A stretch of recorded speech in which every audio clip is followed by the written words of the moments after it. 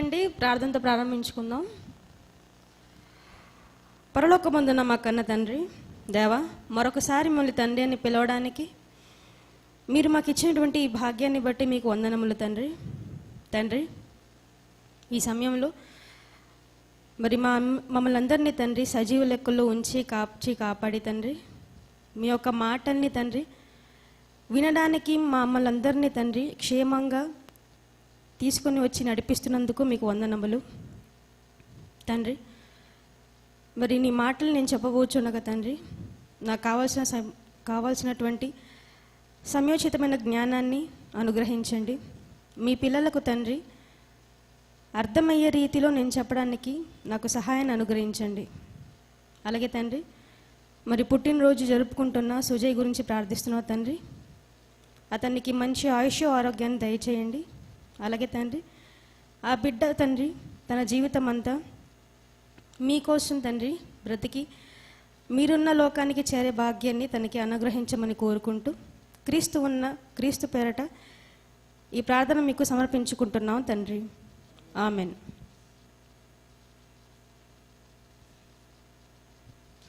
ప్రియమైన దేవుని వారులారా, కూడి వచ్చిన మీ అందరికీ ప్రభువైన యేసుక్రీస్తు వారి పేరట నా వందనాలండి.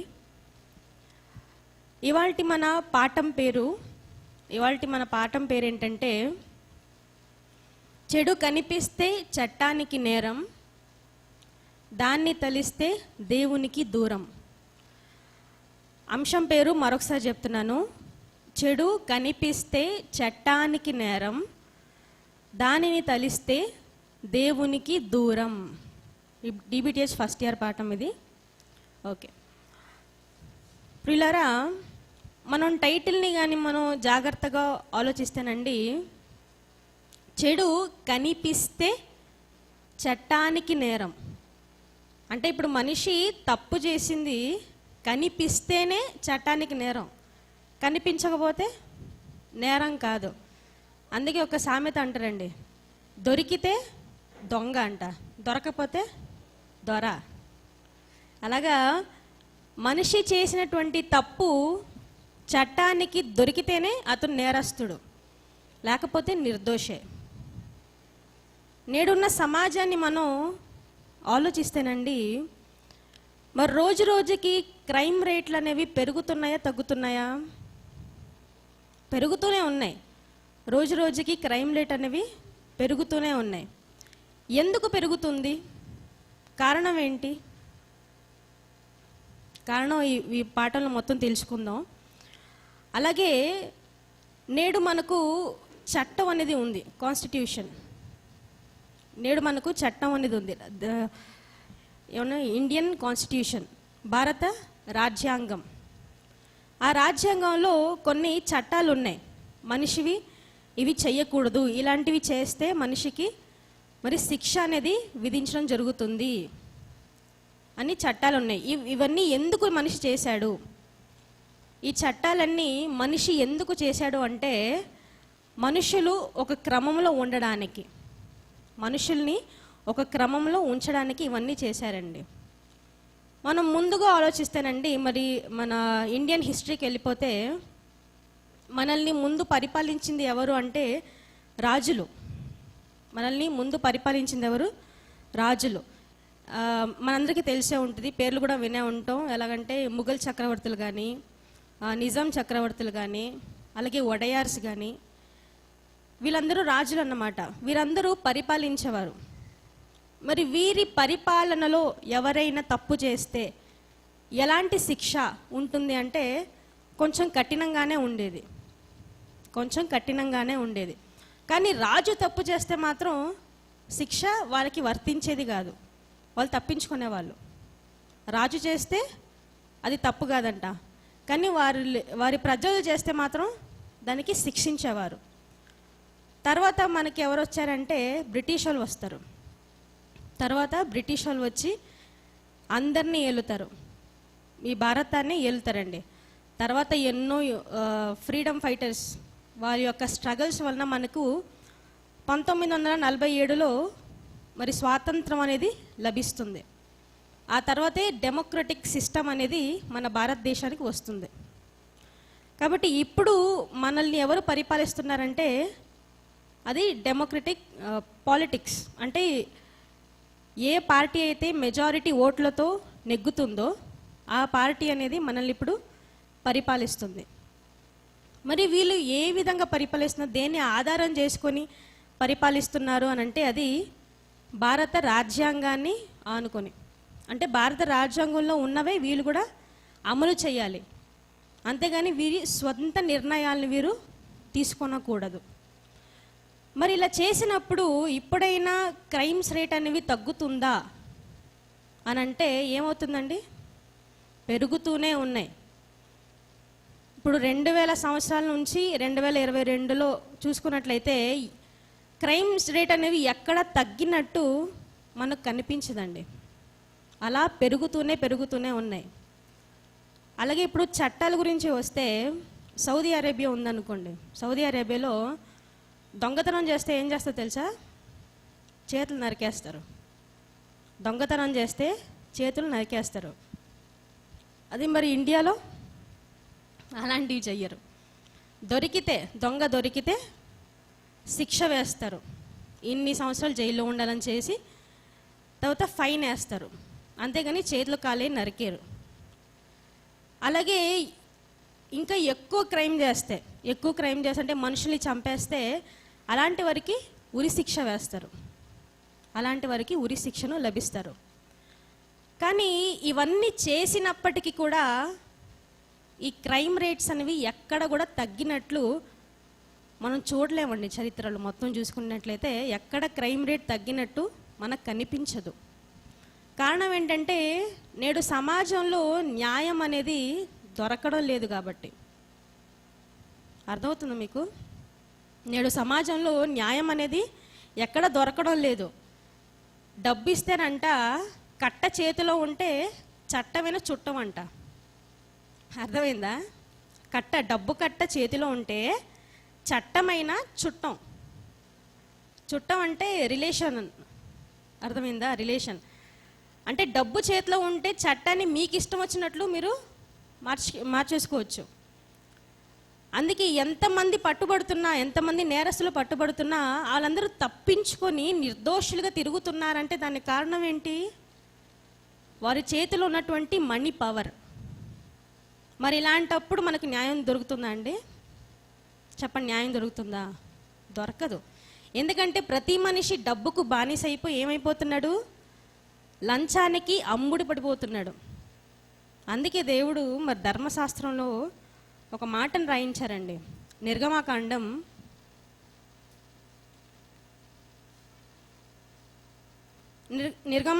23వ అధ్యాయం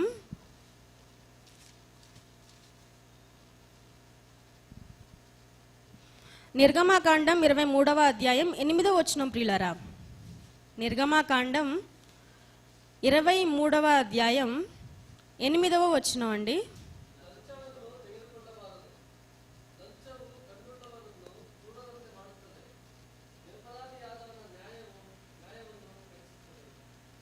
నిర్గమకాండం 23వ అధ్యాయం 8వ వచనం. లంచము తీసుకొనకూడదు.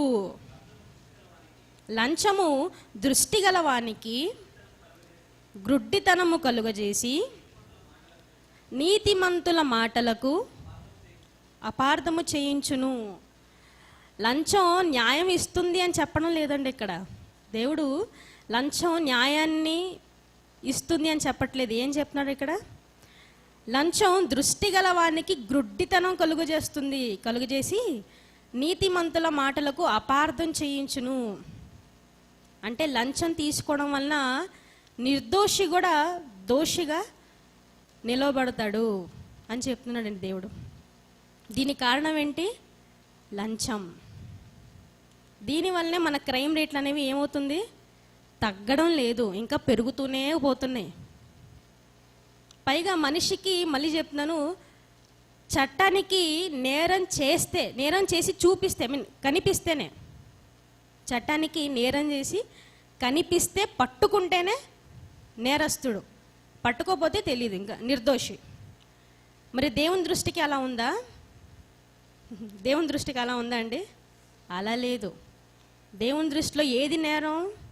నువ్వు నేరం చేస్తే, నువ్వు నేరం చేసి పట్టుబడితే అది నేరం కాదు. మరి ఏది నేరం?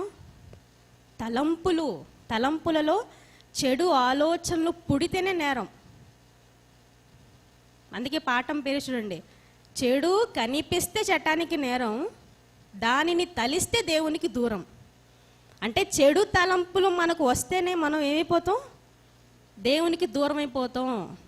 దేవుని దృష్టిలో నేరస్తులు అనే ఒక ముద్ర మనకి పడిపోతుంది. ఇదే విషయాన్ని యేసుక్రీస్తు వారు మత్తయి సువార్తలో చెప్తారండి.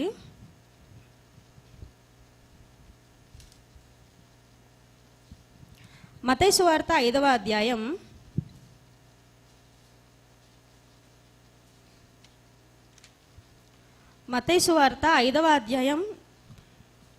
21 నుంచి 21-22 వచనంలో. మత్తయి సువార్త 5వ అధ్యాయం 21-22 వచనంలో ప్రియులారా,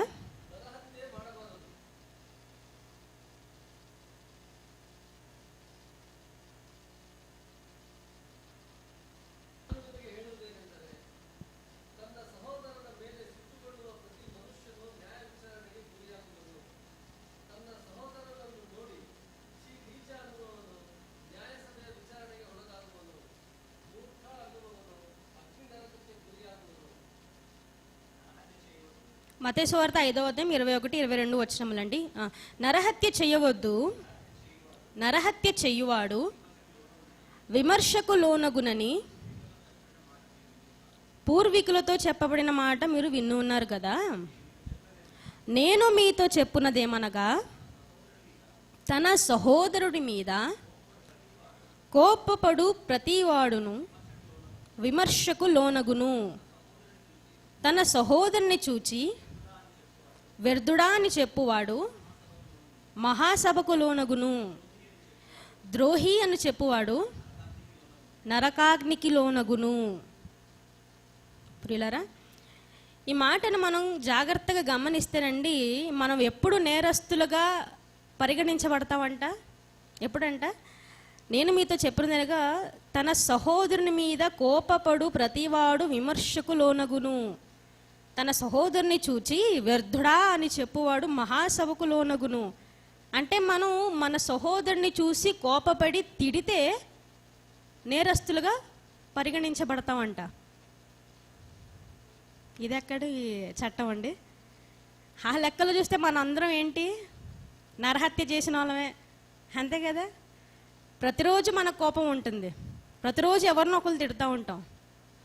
కానీ అక్కడ జాగ్రత్తగా గమనించండి, తన సహోదరుని మీద అన్న దగ్గర 1 అని ఉండి ఫుట్ నోట్లో ఆ మాట చూడండి, నిర్మితముగా అని కూర్చబడి ఉన్నది అని ఉంటుంది. ఉందా లేదా? ఓకే. కొన్ని ప్రాచీన ప్రతులలో నిర్మితముగా అని ఉంది. అంటే తన సహోదరుని మీద నిర్మితముగా, ఒక లిమిట్ లేకుండా ఎక్కువ నువ్వు కోపపడితే అప్పుడు నువ్వు నేరస్తుడివి. మీ కోపం ఎంతవరకు ఉండాలి, ఎంతవరకు ఉండాలనేది కూడా ఎఫ్ఎస్సి పత్రికలో రాయిస్తాడండి. ఎఫ్ఎస్సీలకు రాసినటువంటి పత్రిక 4వ అధ్యాయం, ఎఫ్ఎస్సీలకు రాసినటువంటి పత్రిక 4వ అధ్యాయం 26 వచనం అండి. ఎఫ్ఎస్సి పత్రిక 4వ అధ్యాయం 26 వచనం.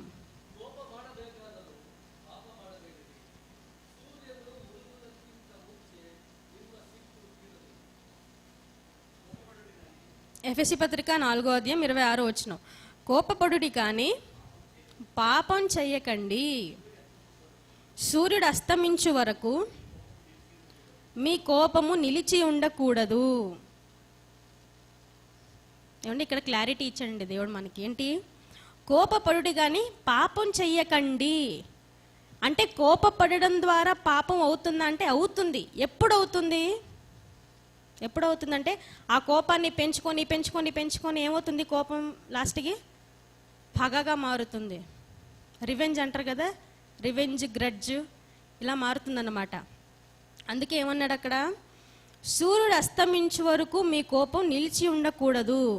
అంటే ఆ రోజు మీరు కోపపడ్డారా, ఆ రోజు సమాధానం అయిపోండి. మీరు అదే మత్తయి సువార్త 5వ అధ్యాయం 23వ వచనంలో ఉంటుందండి. ఒకసారి అది కూడా చూసుకుందాం. మత్తయి సువార్త 5వ అధ్యాయం, మత్తయి సువార్త 5వ అధ్యాయం 23, 24 వచనములండి.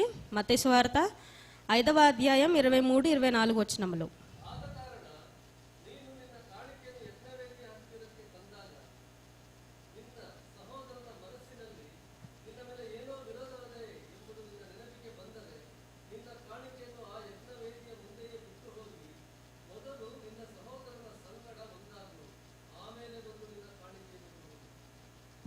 మత్తయి సువార్త 5వ అధ్యాయం 23, 24 వచనములు.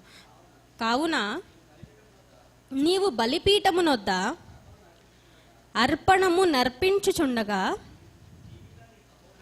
నీ మీద నీ సహోదరునికి విరోధమేదైనను కలదని అక్కడ నీకు జ్ఞాపకము వచ్చిన ఎడలా అక్కడ బలిపీఠము ఎదుటనే నీ అర్పణను విడిచిపెట్టి మొదట వెళ్ళి నీ సహోదరునితో సమాధానపడుము. అటు తర్వాత వచ్చి నీ అర్పణను అర్పించుము. అంటే నీకు నీ సహోదరుని మీద కోపం ఉంటే ఆ రోజు నువ్వేం చేయాలంట? సమాధాన పడిపోవాలి. అంతేగాని కోపాన్ని పెంచుకుంటూ పోకూడదు. నీకున్న కోపంతో ఒక రివెంజ్ స్టోరీ రాయకూడదు. అర్థమవుతుందండి మీకు? కోపం ఎక్కువ కొలది ఏమవుతుంది? పగగా మారుతుంది. పగ పట్టిన మనిషి ఏం చేస్తాడండి? ఆఖరికి హత్య చేస్తాడు. అందుకే 21వ వచనంలో నరహత్య చేయవద్దు, నరహత్య చేయవడు విమర్శనికి లోనగునని తర్వాత కోపం గురించి చెప్తాడు. అందుకే కోపపడకండి, ఎక్కువ కోపపడకండి. కోపం అంటే ఆ రోజు మీరు ఏమైపోవాలి? సమాధాన పడిపోవాలి. అంటే మీరు ఇక్కడ బైబిల్ని జాగ్రత్తగా గమనిస్తే దేవుడు ఒక పాపం జరగక మునుపు ఏం చేస్తున్నాడు? ఆయన చిన్నగా ఉన్నప్పుడు ఏం చేస్తున్నాడు? పసిగట్టి త్రుంచేస్తున్నాడు. అర్థమవుతుందా మీకు? ఇప్పుడు మనిషి అనుకోండి, అతను పగ తీర్చుకోవడానికి నరహత్య చేస్తే అప్పుడు అది పాపం. నరహత్య చేస్తే పాపం. కానీ దేవుని దృష్టిలో కోపపడితే పాపం. అర్థమవుతుందా? అంటే కోపాన్ని చిన్నగా ఉన్నప్పుడే త్రుంచేయమంటున్నాడు. ఎందుకు? అది పాపంగా మారకూడదు కాబట్టి, నువ్వు పాపపు పనులు చెయ్యకూడదు కాబట్టి. అంతే కదండి. ఇప్పుడు మొక్క చిన్నగా ఉన్నప్పుడు వంగుతుంది అనుకోండి, అప్పుడు మనం ఏం చేయాలి? దాన్ని స్ట్రైట్ చేయాలి. అప్పుడే ఒక కర్ర సపోర్ట్గా పెట్టి స్ట్రైట్ చేయాలి. ఎందుకు? అది మ్రానయ్యక వంగుతుందా? వంగదు, నరికేయాలి అంతే దాన్ని. అందుకే మొక్కై వంగనిది మ్రానైతే వంగునా అన్నారు.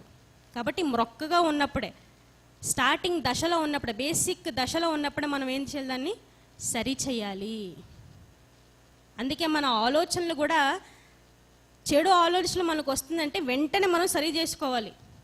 ఎందుకంటే అవి వేరే దానికి దారి తీస్తుంది. పెద్ద పెద్ద ప్రమాదాలకు, పెద్ద పెద్ద పాపాలకు అది దారి తీస్తుంది. అర్థమవుతుందా అండి? ఓకే, మరొక విషయాన్ని గురించి మనం ఆలోచిద్దాం. తిమోతికి రాసిన పత్రిక, 2వ పత్రిక, తిమోతికి రాసినటువంటి మొదటి పత్రిక, క్షమించండి, తిమోతికి రాసినటువంటి మొదటి పత్రిక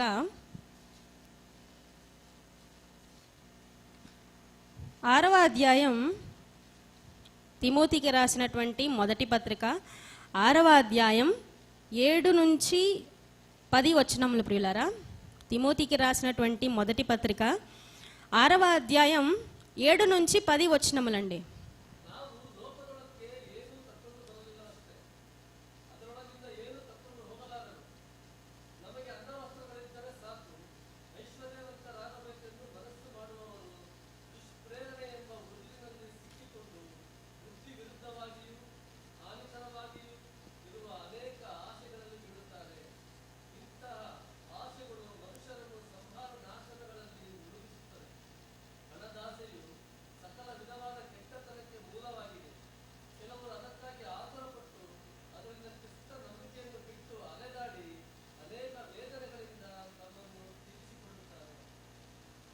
తిమోతికి రాసినటువంటి మొదటి పత్రిక 6వ అధ్యాయం 7 నుంచి 10 వచనములండి.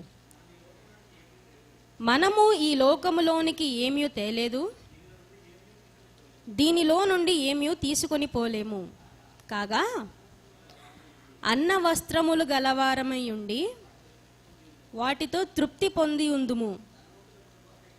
ధనవంతులగుటకు అపేక్షించువారు శోధనలోను ఉరిలోను అవివేక యుక్తులను హానికరములనైన అనేక దురాశలలోను పడుదురు. అట్టివి మనుష్యులను నష్టములోను నాశనంలోను ముంచివేయును. ఎందుకనగా ధనాపేక్ష సమస్తమైన కీడులకు మూలము. కొందరు దాన్ని ఆశించి విశ్వాసము నుండి తొలగిపోయి నానా బాధలతో తమ్మును తామే పొడుచుకొనిరి. ఏమండి, ధనాపేక్ష, ధనం గురించి చెప్తున్నాడు ఇక్కడ. మనీ, ఒక సామెత ఉంది కదా, మనీ మేక్స్ మెనీ థింగ్స్. నిజమే, చంపడం కూడా అదే చేపిస్తుంది. మరి ఏమండి, డబ్బు కోసం ఎంతమంది హత్యలు చేయలేదండి? చెప్పండి, ఎంతమంది అండి? సొంత తల్లిదండ్రులు చంపేసే వాళ్ళు ఉన్నారండి. సొంత తోడబుట్టు వాళ్ళని ఆస్తి కోసం, డబ్బు విషయంలో సొంత తోడబుట్టులను కూడా ఒకే రక్తాన్ని పంచుకుని పుట్టిన, ఒక పేగును పంచుకుని పుట్టిన తోడబుట్టులను కూడా వీళ్ళు ఏం చేస్తున్నారు? చంపేస్తున్నారు. దేనికి? ఆస్తి, మనీ, అదే ఉండాలి. మరి అందుకే దేవుడు ఏమన్నాడండి, మత్తయి సువార్తలో ఒక మాట అంటాడు, మీరు తీగండి, దేవునికిని సిరికిని మీరు దాసులుగా ఉండనేరరు. ఒకరిని ద్వేషించి మరొకరిని ప్రేమించాలి. ఇప్పుడు వాక్యాన్ని తెలుసుకున్న మనం దేనికి దాసులుగా ఉండాలి? డబ్బుకా? సిరికి ఎప్పుడు మనం దాసులు అవ్వకూడదు. ఎందుకంటే సిరి ఏం చేస్తుంది? ఇదిగో ముంచేస్తుంది. ధనాపేక్ష కలిగిన వారు ఏం చేశారంట? లాస్ట్లో చూడండి 10వ వచనంలో, ఎందుకనగా ధనాపేక్ష సమస్తమైన కీడులకు. ఏదైనా కీడు జరిగిందంటే దానికి కారణం ఏంటి? ధనాపేక్ష. ధనాపేక్ష సమస్తమైన కీడులకు మూలము. కొందరు దాన్ని ఆశించి విశ్వాసము నుండి తొలగిపోయి, అంటే దేవుని నుంచి కూడా ఈ ధనం ఏం చేస్తుంది? తప్పించేస్తుంది. తప్పించేసి ఏం చేస్తుందంట? నానా బాధలతో తమ్మును తామే పొడుచుకొనిరి. ఎదుటి వాళ్ళని చంపడం కాకుండా లాస్ట్లో ఏం చేస్తారు? వీళ్ళే పొడుచుకొని చచ్చిపోతారు. దేనికోసం? డబ్బు కోసం, డబ్బు నిమిత్తం ఇవన్నీ జరుగుతున్నాయి. అందుకే ఇవన్నీ క్రైస్తవులుగా మనం మరి అనుభవించకూడదు. కాబట్టి ఆయన ఏమన్నాడు ముందుగానే? 7వ వచనం స్టార్టింగ్లో చూడండి, ఎత్తుబడి ఎంత బాగుందో అక్కడ. మనం ఈ లోకంలోనికి ఏమీ తేలేదు, దీని నుండి ఏమీ తీసుకొని పోలేము. కాగా అన్న వస్త్రములు గలవారమై ఉండి వాటితో తృప్తి పొందుదుము. ఏం చెప్తున్నాడు దేవుడు ఇక్కడ? మీకున్న దానితో, అన్నాలు వస్త్రాలు ఉన్నాయి కదా, ఉండడానికి నివాసం ఉంది కదా, చాలు. ధనాపేక్ష పెంచుకోకండి. ధనాన్ని కావాలి అనే ఆశ మీరు ఉంచుకోకండి. తర్వాత స్టార్టింగ్లో ఏమని చూడండి, మనము ఈ లోకంలోనికి ఏమీ తేలేదు, ఏమీ తీసుకొని పోలేము. కాబట్టి నువ్వు ఎంత శ్రమపడి ఎంత కూర్చినా ఆవ గింజ ₹1 బిల్ల కూడా తీసుకెళ్ళావు, అంతా వదిలేసి వెళ్ళిపోవాలి. కాబట్టి ఉన్న దాంతో సంతృప్తి పొందమని దేవుడు చెప్తున్నాడండి. కారణం దేనికి? ధనాపేక్ష ఉంటే మనం ఏం చేసుకుంటాం? మనల్ని మనమే చంపేసుకుంటాం, నరహత్యలు చేస్తాం. ధనం కోసం ఎటువంటి కీడు చేయడానికి కూడా మనం వెనకాడం. అందుకే అటువంటి నేరాలు మీకు జరగకూడదంటే మీరేం చేయాలి? ఆ ధనాపేక్ష అనే ఆలోచన మీ తలంపులోనే మీరేం చేయాలి? త్రుంచేయాలి. త్రుంచేయాలంటే ఎవరి మీద మీ ఆసక్తి వెళ్ళాలి? దేవుని మీద వెళ్ళాలి. అర్థమవుతుందా? దేవుని మీద మీ ఆసక్తి ఉంటేనే ధనం మీద వెళ్ళదు. ఏమండి, ఈరోజు ఘోరమైన విషయం మరి తాతయ్య గారు చెప్తే విన్నామండి. వాక్యం తెలిసిన వాళ్ళు కూడా ధనం మీద ఆపేక్షతో దేవునికి వచ్చేదాన్ని కూడా వాళ్ళు తినేస్తున్నారంట. మరి దీన్ని ఏమన్నా నాకు నిజంగా అర్థం కావట్లేదు. కానీ దేవుడు మాత్రం వాళ్ళని విడిచిపెట్టడు. తీర్పు ఎంత భయంకరంగా ఉంటుందో వారు తెలిసి కూడా ఇలాంటి పాపాలు చేస్తున్నారు. అందుకే యాకోబు 3:1 బోధకులుగా మీరు ఉండకండి, బోధకులుగా ఉంటే మీకు స్పెషల్ తీర్పు అన్నాడు. జాగ్రత్తగా ఉండాలండి. వాక్యాన్ని తెలుసుకున్న మనం కూడా దేవునికి దాసులుగా ఉండాలి తప్పించి సిరికి దాసులుగా ఉండకండి. ఓకే. తర్వాత ఇంకో విషయం ఏంటంటే, మరి మనకి లాక్డౌన్ ఎప్పటి నుంచి స్టార్ట్ అయింది చెప్పండి? 2022 ఆల్మోస్ట్ 22 వరకు, జనవరి వరకు ఉన్నది. అంటే ఆల్మోస్ట్ 2 ఇయర్స్ కంప్లీట్ లాక్డౌన్లో ఉన్నాం. ఏ పనులకి ఎక్కడికి వెళ్ళకుండా ఇంట్లోనే కూర్చున్నాం. ఇప్పుడు మీరు ఈ లాక్డౌన్లో ఉన్నప్పుడు కొన్ని వార్తల్ని మీరు విన్నారు, ఎన్నో న్యూస్ని మీరు విన్నారు. అందులో ఎక్కువ న్యూస్ మీకు ఏది వినిపించింది? కరోనా. దాని తర్వాత చావులు. ఓకే, దాని తర్వాత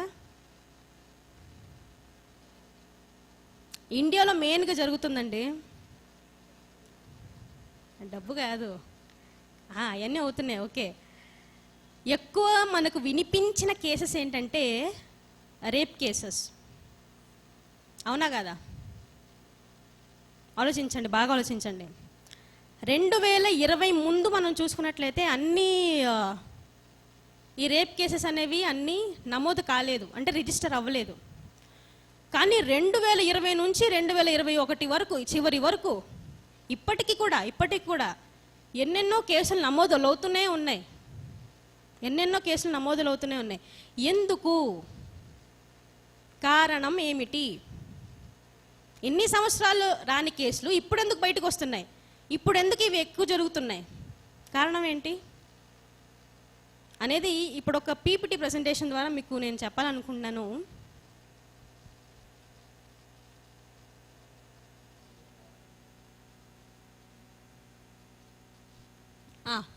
ఇక్కడ చూడండి, అక్కడ 61% Indian use internet in 2021 up from just 21% in 2017 says report. అంటే 2017లో జస్ట్ 21% మాత్రమే ఉన్నది. అక్కడ చూడండి, ఇండియన్స్ యూజ్ ఇంటర్నెట్. అర్థమవుతుందా? భారతీయులు ఇంటర్నెట్ని ఎంతవరకు యూజ్ చేస్తున్నారు అన్న దాని గురించి ఒక గ్రాఫ్ ఇది. 2017లో 21% మాత్రమే ఉన్నది. కానీ 2021 వచ్చేసరికి ఎంత పెరిగింది? అక్కడ 61% పెరిగింది. అంతమంది ఏం చేస్తున్నారు? ఇంటర్నెట్ని యూజ్ చేస్తున్నారు, ఇంటర్నెట్ని వాడుతున్నారు. దేని మహిమ అని? లాక్డౌన్ మహిమ అని. ఎందుకంటే లాక్డౌన్ కదా, పనికి వెళ్ళగలమా? బయటికి వెళ్తే ఏం చేస్తున్నారు పోలీసులు? వీపు విమానం మోగిస్తున్నారు. అక్కడ అంత దారుణం కొట్టి ఇంట్లో పంపిస్తున్నారు. ఇంట్లో ఏం పని ఉంటుంది? ఏమీ లేదు. కాబట్టి చేతిలో ఏముంది? మొబైల్ ఫోన్లో ఏముంది? నెట్ ఉంది, స్పీడ్ దొరుకుతుందిగా. ఇంకంత టెర్రస్ మీదకి వెళ్ళడం, యూజ్ చేయడం. అందుకే అంత శాతం పెరిగిందండి. అక్కడ 21% ఎక్కడ, 61% ఎక్కడండి బాబు? ఎంత పెరిగింది చూడండి. తర్వాత నెక్స్ట్ స్లైడ్.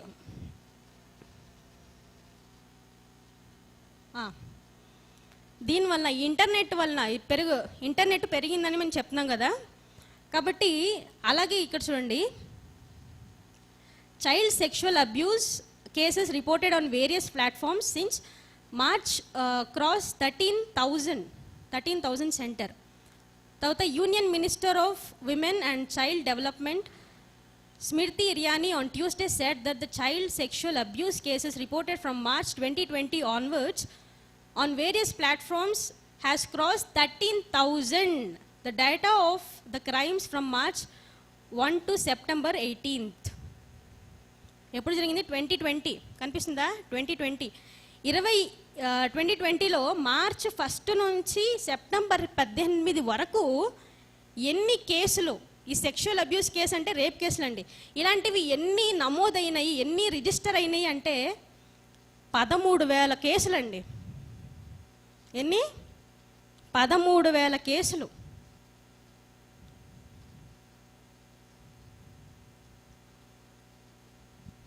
ఏమండి, కాలగమనం చూడండి. మార్చ్ 1 నుంచి సెప్టెంబర్ 18 ఎన్ని నెలల గ్యాప్ అండి? మార్చ్, ఏప్రిల్, మే, జూన్, జూలై, ఆగస్ట్, సెప్టెంబర్, 7 నెలలు. 7 నెలల్లో 13,000 కేసులు. ఆలోచించండి. తర్వాత నెక్స్ట్ స్లైడ్కి వెళ్ళండి.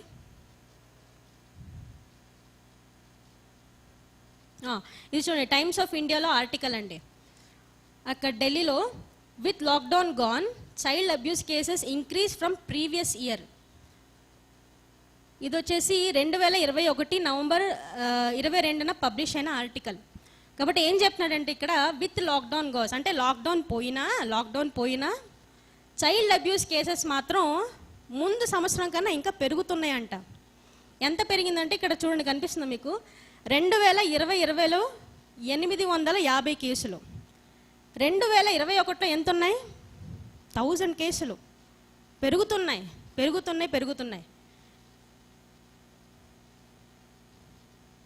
మీకు అర్థమవుతుంది నేను చెప్తుంది.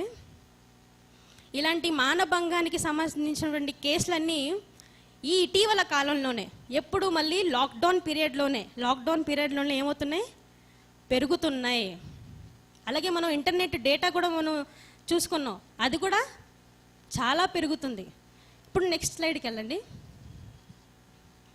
ఈ యొక్క దీన్ని ఓపెన్ చేయండి, ఈ లింక్ని.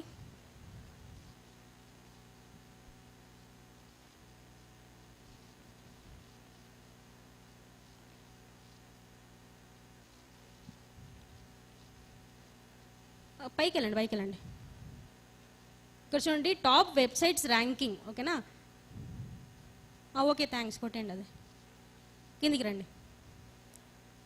చాలు. ఇక్కడ చూడండి, ఫస్ట్ దేనికి ఎక్కువ టీఆర్పీ అంటే రేటింగ్, ఏ వెబ్సైట్లకి నేడు మనోళ్ళు ఎక్కువ లాగిన్ అవుతున్నారు అన్న దాని గురించి అండి ఇది. ఓకే, ఫస్ట్లో గూగుల్ ఉంది, తర్వాత యూట్యూబ్ ఉంది, తర్వాత ఫేస్బుక్ ఉంది, తర్వాత ఇన్స్టాగ్రామ్, మొత్తం సోషల్ మీడియా ఉంది. తర్వాత మనం చూసుకున్నట్లయితే 6వ దాంట్లో చూడండి, అడల్ట్ అని ఉంది. అడల్ట్ అని కనిపిస్తుందా మీకు? ఇక్కడ కనిపిస్తుందిగా అడల్ట్. Okay, adult. తర్వాత కిందికి రండి, 6వది. తర్వాత 12వది, అదిగోండి, మళ్ళీ అడల్ట్. కిందికి రండి. 14, 15 మళ్ళీ అక్కడ కూడా అడల్ట్. కిందికి రండి. 19, 20 అక్కడ కూడా అడల్ట్ అని ఉంది. కిందికి 28 కిందికి. 34, 35, 32 కూడా కిందికి. 49. ఎన్ని అడల్ట్లు ఉన్నాయండి ఇక్కడ? ఒకసారి లెక్కండి, ఎన్నది? ఫస్ట్ నుంచి రండి. 15 ఉందా? 1, 2, 3, 4, 5, 6, 7, 8, 9, 10, 11. అంటే 50 వెబ్సైట్లలో 11 వెబ్సైట్లు అనేవి మరి దేనికి సంబంధించిందంటే అవి అడల్ట్ కంటెంట్. అంటే ఈ చెత్త వీడియోస్ అన్నీ వస్తాయి కదా, దానికి సంబంధించిన వెబ్సైట్లు అవి. అర్థమవుతుందా మీకు? ఈ చెత్త వెబ్సైట్లు వస్తాయి కదా, చెత్త వీడియోలన్నీ పోస్ట్ చేస్తాయి కదా వెబ్సైట్లో, ఆ వెబ్సైట్ ఇవన్నీ. చూడండి, ర్యాంకింగ్స్ చూడండి ఎన్ని ఉన్నాయో. దాని కాల గమనం ఏంటి? 2020 నుంచి 21 వరకు, 22 ఇప్పటికి ఇంకా కొనసాగుతూనే ఉంది. అంటే ఈ ఖాళీ సమయంలో మనుషులు ఏం చేస్తున్నారు? చేతిలో ఇంటర్నెట్ ఉంది, మొబైల్ ఉంది, ఏం చేస్తున్నారు? ఇలాంటి అడ్డమైన సైట్లో మొత్తం వెళ్తున్నారు. వీళ్ళు వెళ్ళి ఏం చేస్తున్నారు? అలాంటి ఘోరమైన వీడియోలన్నీ చూస్తున్నారు. చూసి ఏం చేస్తున్నారు?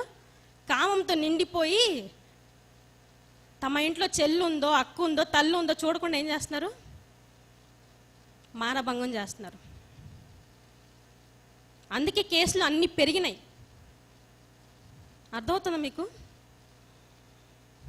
ఇవన్నీ ఎప్పుడు పెరిగినాయంటే మళ్ళీ చెప్తున్నాను, 2020 నుంచి 21 వరకు, అంటే ఈ 2 సంవత్సరాలలో. కారణం ఏంటి? పని లేదుగా. పని ఉంటే ఇవన్నీ చూడడానికి టైం ఎక్కడ ఉంటుంది చెప్పండి? అంతే కదండి.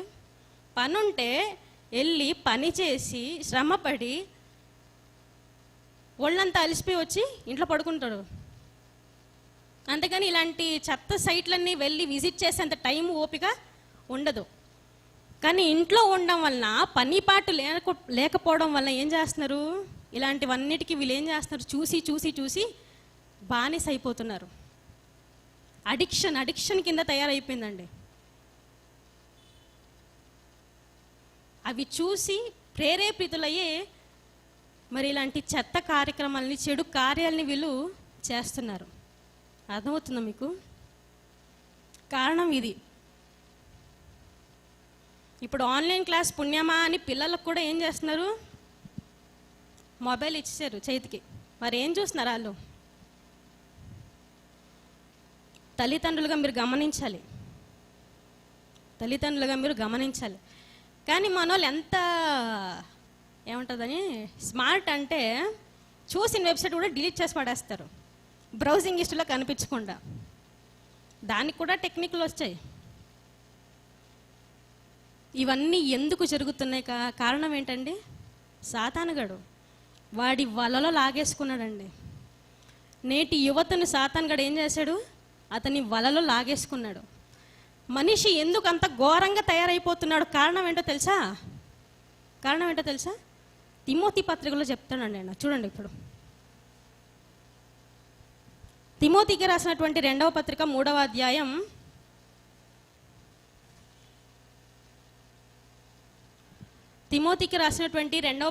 3వ అధ్యాయం 1 నుంచి 4 వచనములు.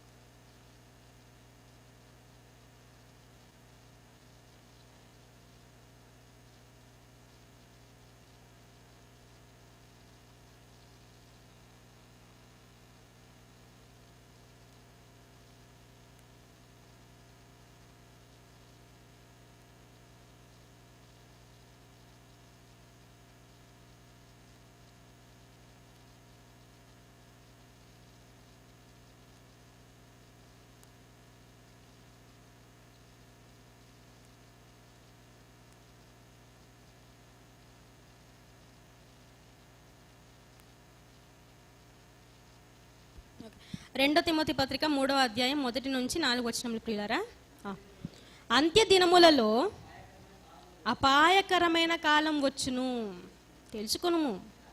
ఎలాగనక మనుష్యులు స్వార్థప్రియులు. ఒక నిమిషం అండి, ఇక్కడ ఏమని రాయించడండి? మనుషులు ఏంటంట? ఏ ప్రియులు? దేవుని ప్రియులు కాదు, స్వార్థప్రియులు.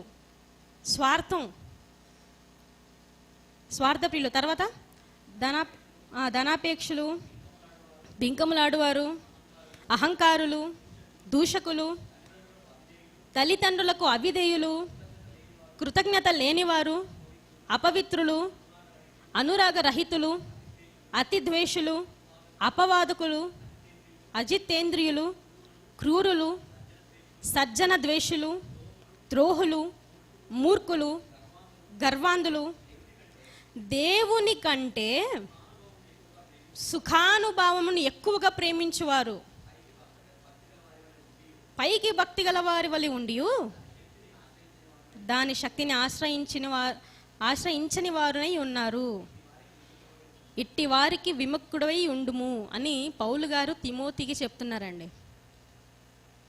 ప్రియులారా, ఆలోచించండి. ఇక్కడ 2వ వచనంలో ఎంత క్లియర్గా రాయించండి దేవుడు. నిజంగా 1వ వచనంలో అంత్య దినములలో అపాయకరమైన కాలములు వచ్చును. మనం ఉన్న దినాలు ఏంటి? అంత్య దినాలే.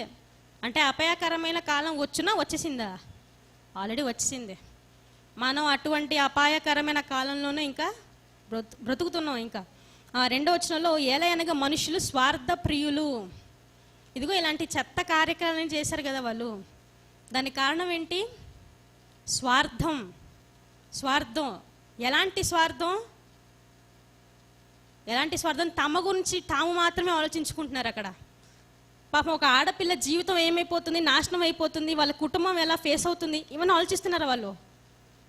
కనీసం రావు, బుర్ర కూడా రాదు అక్కడ. ఎంతసేపు వీరికి సుఖం మాత్రమే కావాలి అక్కడ. అందుకే చూడండి 4వ వచనంలో ఏమన్నాడు చూడండి, ద్రోహులు, మూర్ఖులు, గర్వాంధులు దేవుని కంటే సుఖానుభావం ఎక్కువగా ప్రేమించేవారు. దేవుని కంటే తమ శరీర సుఖాలకు ఎక్కువ ప్రాధాన్యతనిస్తారు. అలా ప్రాధాన్యతని ఇవ్వడం బట్టే ఇవన్నీ జరిగాయండి. అర్థమవుతుందా మీకు? మరి ఇప్పుడు మనం ఏం చేయాలి? ఇవన్నీ జరగకుండా మనం ఆపగలమా అంటే మన పిల్లల్ని మనం రక్షించగలం. అంతేగాని ప్రభుత్వం కూడా చాలా వరకు స్టెప్స్ తీసుకుంది, ఇలాంటి సైట్లన్నీ బ్యాన్ చేయడానికి చాలా వరకు ప్రయత్నం చేసింది, కానీ అన్నీ విఫలమైపోయింది. బ్యాన్ చేసేసరికి ఈరోజు బ్యాన్ చేస్తారు, రేపొద్దున ఇంకో సైట్ పుట్టుకొస్తుంది. ఇలా ఓవరాల్గా ఇలాంటి చెత్త వీడియోలకు ప్రోత్సహించే సైట్లు ఎన్ని ఉన్నాయో తెలుసా? 10,000 సైట్లు అంట, 10,000.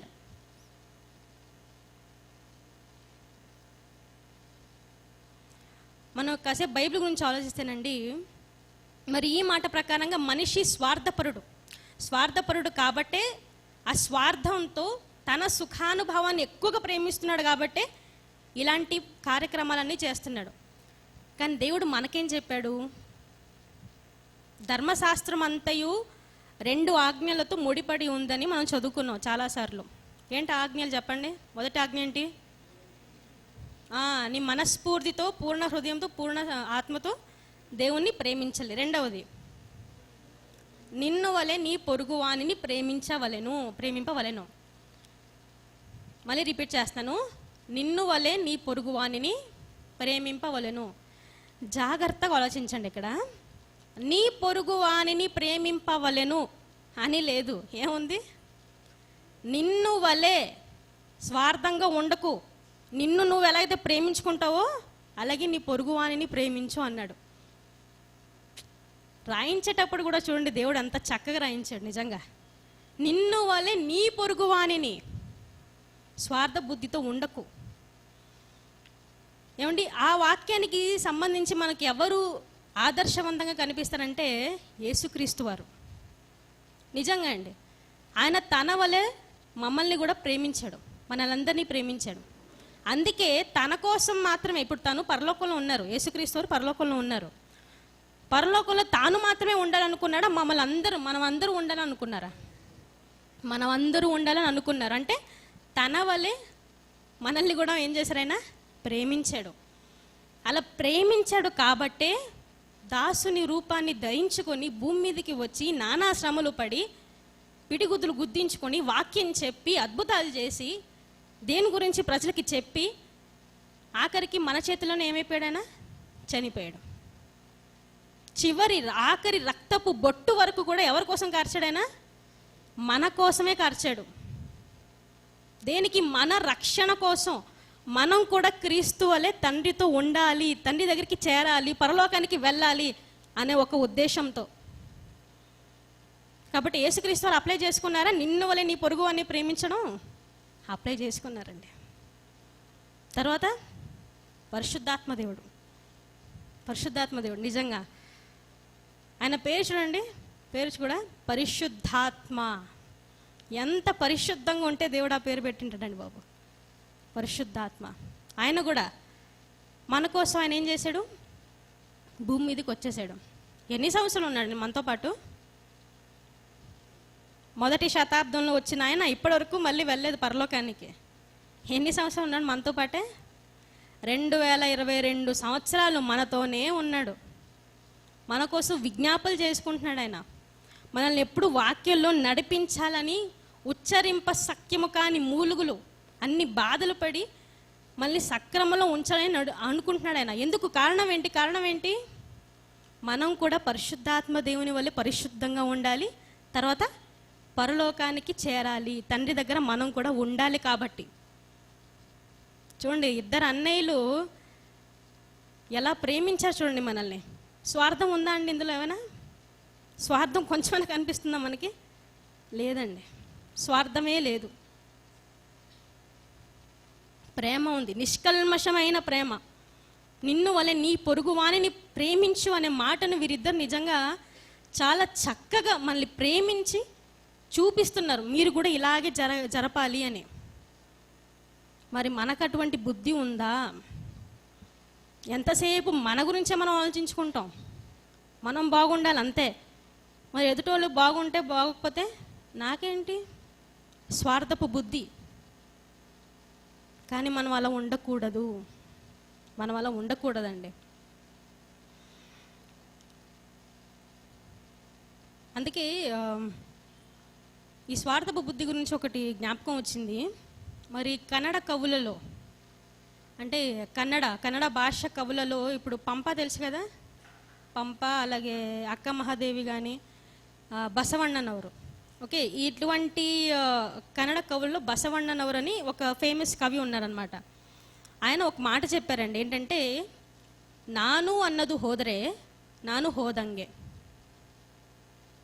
మళ్ళీ చెప్తున్నాను, నాను అన్నదు హోదరే నాను హోదంగే.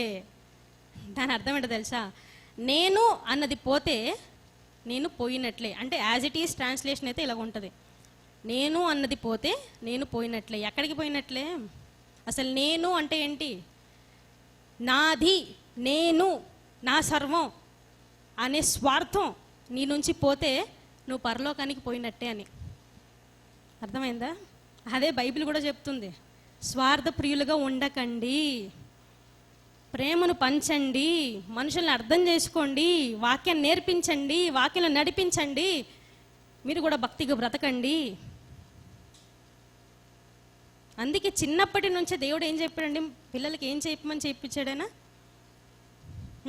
ఏం చెప్పించాడు? ద్వితీయోపదేశకాండం చూడండి. ద్వితీయోపదేశకాండం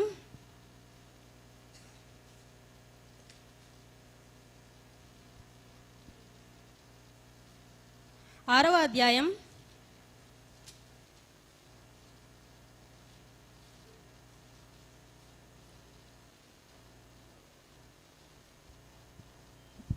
4 నుంచి 9 వచనములు.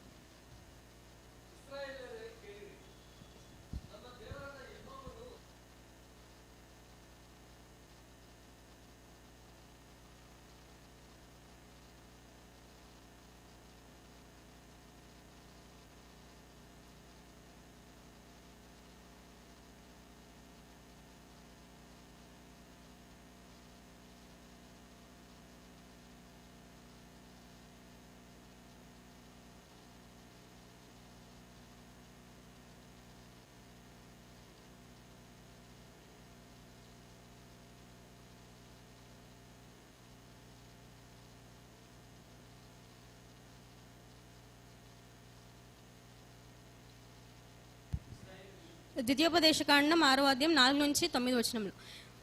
ఇశ్రాయేలు వినుము, మన దేవుడైన యెహోవా అద్వితీయుడగు యెహోవా. నీ పూర్ణ హృదయముతోనూ, నీ పూర్ణ ఆత్మతోనూ, నీ పూర్ణ శక్తితోనూ నీ దేవుడైన యెహోవాను ప్రేమింపవలెను.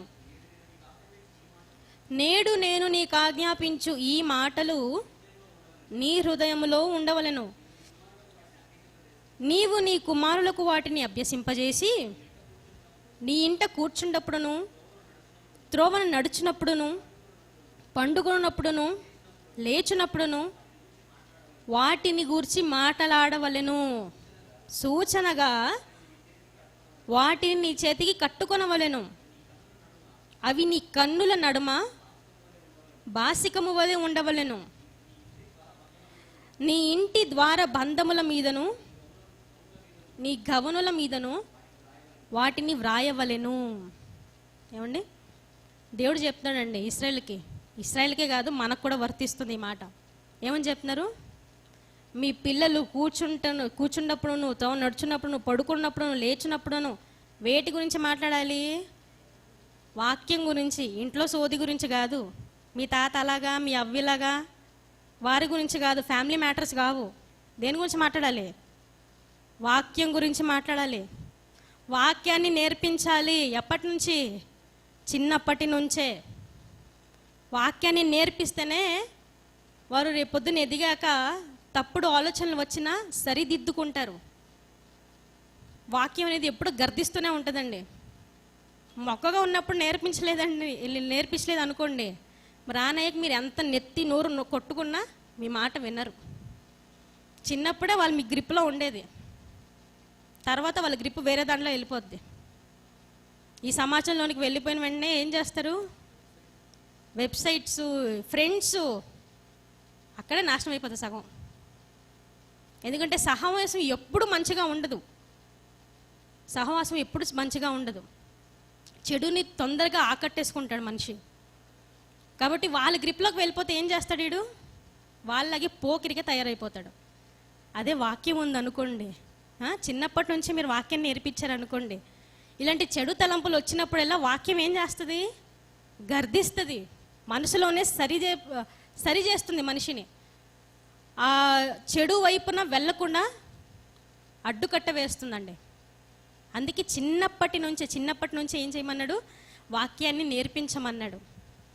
యేసుక్రీస్తు వారు, పరిశుద్ధాత్మ దేవుడు కూడా ఏం చేశారండి? పరలోకంలో దేవుని దగ్గర ఉండి వాక్యాన్ని నేర్చుకుంటూనే ఉన్నారు. మరి వీరిని వాక్యాన్ని నేర్చుకుంటూనే ఉన్నారు. అందుకే భూమి మీద వచ్చి పాపం చేశారు యేసుక్రీస్తు వారు? చెయ్యలేదు. వ్యభిచారం అందు పట్టుబడిన స్త్రీ ఆయన ముందుకు తీసుకొస్తే ఏం చేశారు? ఆయన అమ్మా అని అనగలిగాడు. అమ్మా అని ఏం చేశారు? ఆయన మార్చాడు. అలాంటి నిష్కల్మషమైన మనసు ఆయనలో ఎలా వచ్చింది? వాక్యం వలన, వాక్యం నేర్చుకోవడం వలన. అందుకే ఈ వాక్యాన్ని మీరు ఎప్పుడు నేర్పించాలి? మీ పిల్లలకి చిన్నప్పటి నుంచే నేర్పించాలి. పెద్దయ్యగా నేర్పిస్తే వినరు, చెవిలోకి ఎక్కవవి. చిన్నప్పటి నుంచే నేర్పించాలి. మొగ్గగా ఉన్నప్పుడే చెడు తలంపుల్ని వాళ్ళు త్రెంచేయాలి. అలా త్రెంచేసినప్పుడే ఇలాంటి పాపాలు, ఘోరాలు అవి చెయ్యకుండా ఉంటారు. అర్థమవుతుందండి మీకు? అందుకే చివరిగా ఒక మాటను చూసుకుందాం. మత్తయి సువార్త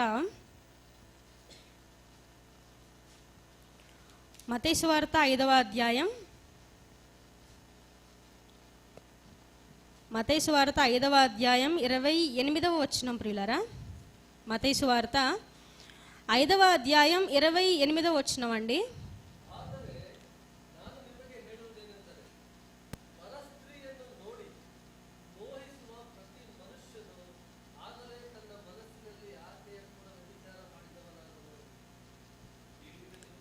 మత్తయి సువార్త 5వ అధ్యాయం 28వ వచనం. నేను మీతో చెప్పున్నదేమనగా, ఒక స్త్రీని మోహపు చూపుతో చూచు ప్రతివాడును అప్పుడే తన హృదయమందు ఆమెతో వ్యభిచారము చేసిన వాడగును. ఏమండి? కఠినమైన ఆజ్ఞ రాయించాడండి దేవుడు. ఎందుకంటే మనం పాపం చెయ్యకూడదు కాబట్టి. అందుకే చూడండి, ఒక స్త్రీని మోహపు చూపుతో చూచు ప్రతివాడు అప్పుడే తన హృదయం ముందు ఆమెతో వ్యభిచారము చేసినవాడు. అంటే మోహపు చూపు అనేది రాకూడదు మీకు. ఆ మోహపు చూపు వచ్చిన వెంటనే మీరు ఏం చేయాలి? వాక్యాన్ని అప్లై చేసుకొని అక్కడే మీరు ఏం చేయాలి? త్రుంచేయాలి. అమ్మో తిన్న సహోదరి, తిన్న అమ్మ, చెల్లి అని ఆ దృష్టితో చూడాలి. ఆ దృష్టితో చూస్తే మీరు పాపం చేయగలరా అండి? చెయ్యలేరు. మిమ్మల్ని వల్లే మీ పొరుగువారిని ప్రేమించి కాకపోతే వెళ్ళి స్వార్థను కూడా చెప్పే అవకాశం ఉంటుంది. అర్థమవుతుందండి మీకు? వాక్యానికే ఉంది అంత పవర్. మీ ఆత్మల్ని రక్షించడానికి శక్తిగల వాక్యాన్ని మీరు ఏం చేయాలి? సాత్వికంతో స్వీకరించాలి.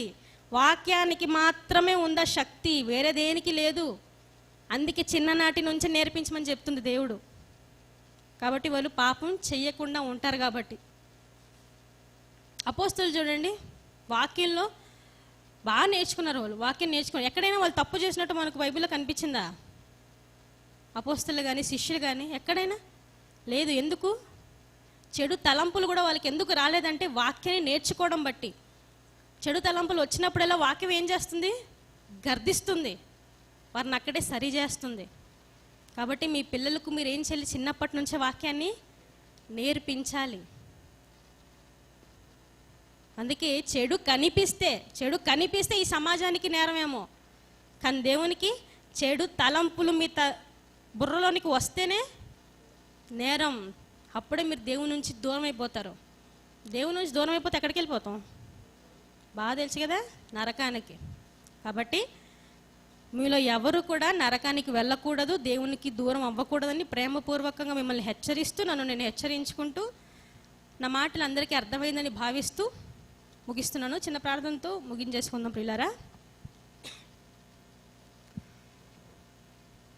దయ కలిగిన మా కన్న తండ్రి దేవా, మరొకసారి తండ్రి మిమ్మల్ని తండ్రి అని పిలవడానికి ఇచ్చినటువంటి ఈ భాగ్యాన్ని బట్టి మీకు వందనములు తండ్రి. మరి కూడి వచ్చిన మీ పిల్లలకు తండ్రి మీ మాటల్ని చెప్పాను తండ్రి, మరి అర్థమయ్యే విధంగానే చెప్పాను తండ్రి. ఈ మాటల్ని తండ్రి మేము విని విడిచిపెట్టువారంగా కాకుండా మా హృదయాల్లో తండ్రి భద్రంగా దాచుకొని దాన్ని మా జీవితాల్లో తండ్రి అవలంబించుకొని తండ్రి మీకోసం తండ్రి మా చివరి శ్వాస వరకు యథార్థంగా, పరిశుద్ధంగా తండ్రి, నమ్మకంగా బ్రతికి మీరున్న లోకానికి చేరే భాగ్యాన్ని మాలో ఉన్న ప్రతి ఒక్కరికి ప్రసాదించమని వేడుకొరుచున్నాం. అలాగే తండ్రి, ఇంతటి మహాజ్ఞానాన్ని నేర్పించిన తాతయ్య గారికి నిండు ఆయుష్ ఆరోగ్యాన్ని ప్రసాదించమని ప్రాధేయపడుతూ, మరొకసారి మిమ్మల్ని తండ్రి అని పిలవడానికి మరి మీ చిత్తం ఉన్న ఎడల మాకు ఒక అవకాశాన్ని ప్రసాదించమని కోరుతూ, నమ్ముతూ, మరి సంఘంలో ఎవరైతే అనారోగ్యంతో బాధపడుతున్నారో తండ్రి, వారి కోసం ప్రార్థిస్తున్నాం తండ్రి. మీ చిత్తం ఉన్న ఎడల తండ్రి వారికి చక్కటి ఆరోగ్యాన్ని ఇచ్చి సంఘానికి నడిపించమని ప్రాధేయపడుతూ, క్రీస్తు వారి పుణ్యనామాన ఈ ప్రార్థన మీకు సమర్పించుకుంటున్నాం తండ్రి. ఆమెన్.